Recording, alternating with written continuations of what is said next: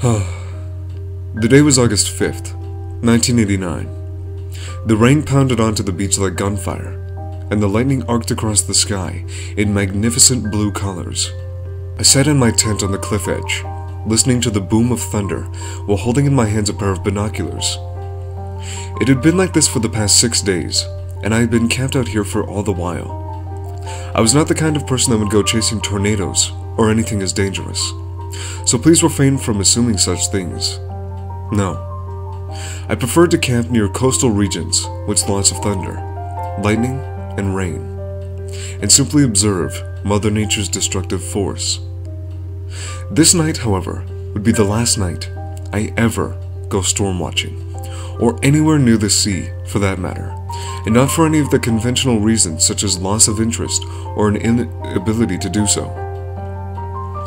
What occurred that night on the beach below that cliff edge is something I will never forget. It is something that will haunt my thoughts and torment my nights of sleep until the day I die. I decided to stay up later than usual and observe some more of the wondrous power that nature was.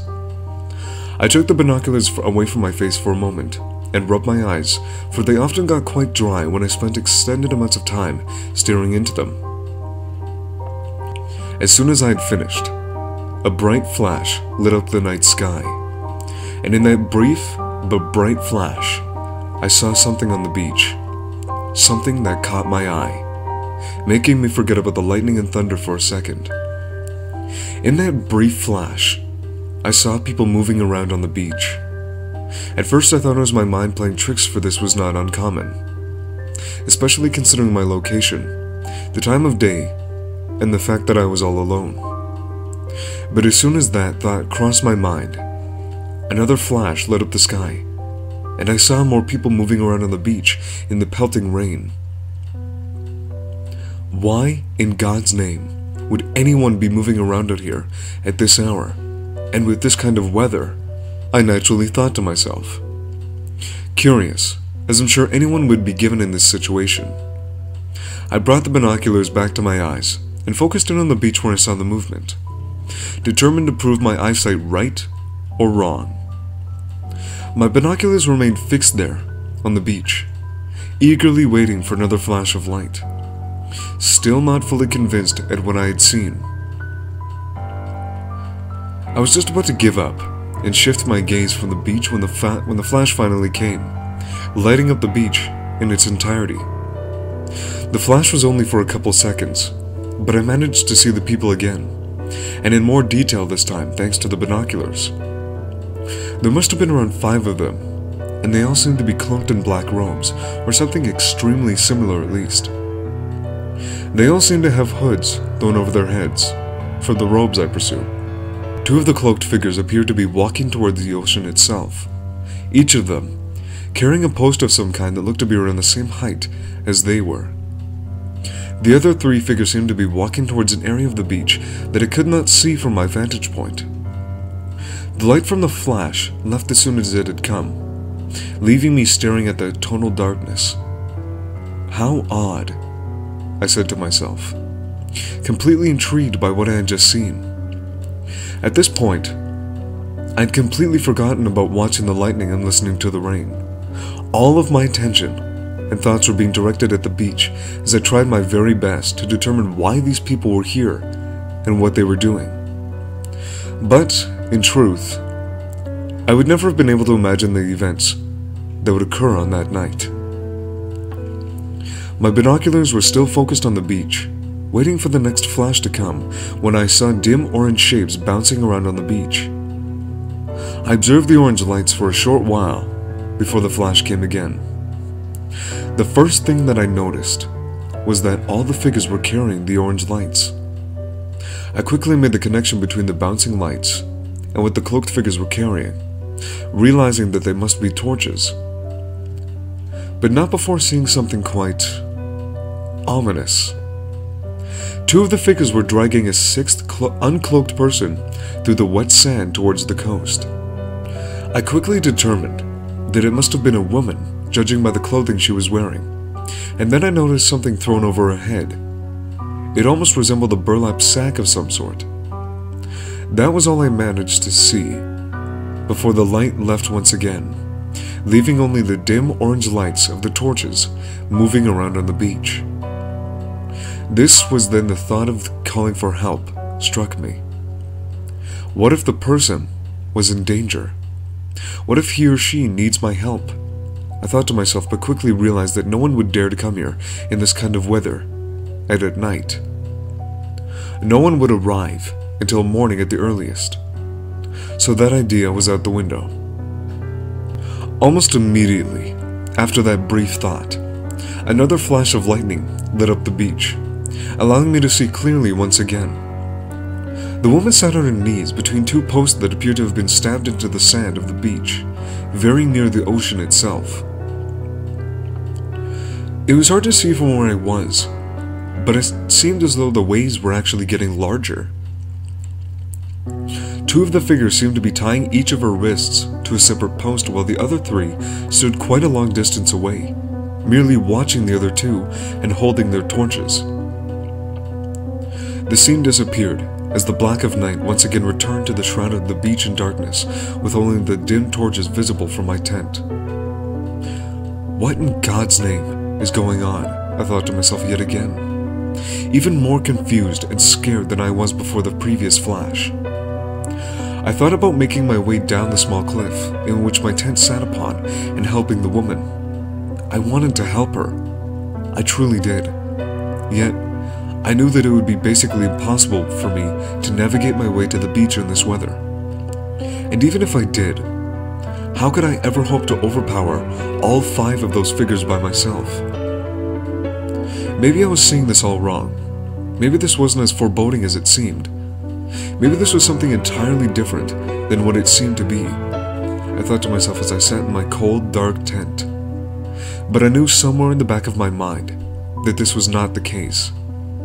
Regardless of whether the situation was as it seemed or not, I was alone. And there was nothing I could do but observe and hope that this would end okay.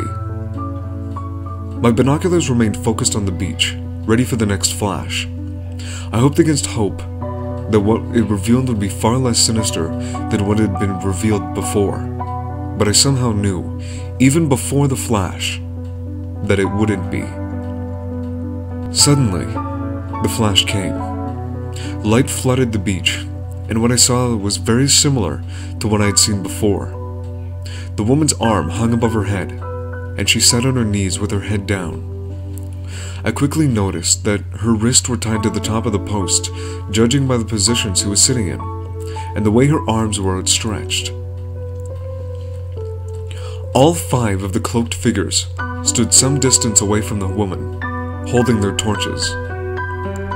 They all just seemed to be motionless. They were just staring at her. The light vanished, and I was staring into darkness once again. Then I began to feel something strange. A rumbling ran through my body. It did not come from my body. No. It seemed to be coming directly from the earth itself.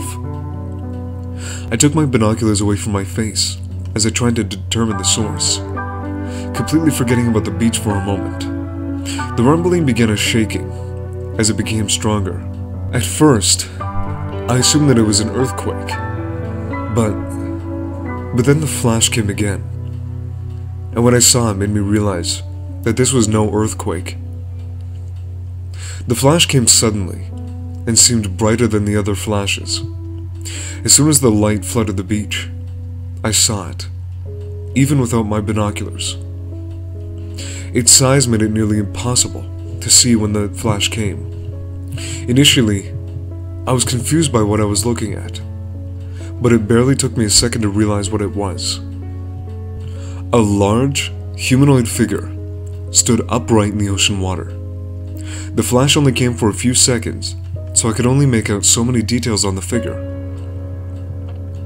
But what I did manage to see in that short time was that its arms ended in a mass of tentacles, and that it appeared to be reaching down towards the shore where the woman was. Its body was glimmering as if it were soaking wet, and its skin Its skin seemed to be bleeding a black liquid from various pores in its body. As the light left the shore, a loud roar sounded from the beach. The roar seemed to shake the earth itself, and I could feel it as it vibrated through my own organs. Awestruck, I sat staring at the shore, unable to comprehend or process what I had just seen. I wanted to tell myself that it was just a figment of my imagination, all of it, that I had just imagined this whole thing, or maybe that I was having some crazy nightmare. Yet, I knew that this was not the case. I knew that what I had just seen happen was real, and that this was not something I could wish away or make excuses for. This was real. As I fell deeper and deeper into my thoughts of what I had just seen, another flash came. The beach was completely empty, except for one thing: a broken post partially sticking in the sand. Sleep never found me that night. There was too much fear and horror to even hope for the slightest second of sleep. I wanted to just pack up and leave that night, and forget this entire ordeal had ever occurred. But I could not. It was too dangerous, not to mention how fearful I was to even step outside of my tent. Because as frail as that tent was compared to that beast, I still felt some sort of security inside of it, like a false sense of safety. The morning came slowly, and it wasn't until daylight flooded the entire area that I felt safe enough to step outside of my tent. I left the coast as soon as I could, and have never been within 200 feet of an ocean since. I kept telling myself it was a nightmare, that none of it was real. But I knew, in the back of my mind, all the while, that what happened to me was real. I've carried the horror of what I've seen with me ever since that horrible night. I never told a soul, not even my wife. But I can feel my memories slipping in my old age. And as much as I would like to merely forget what happened to me, I know that there must be some record of what happened that night, which is why I convey this story to you, whoever you are. Whether you believe what I have said to be true or not, please, just do not forget what I have told you. Be wary of the ocean. Be wary of the thing that came from the sea.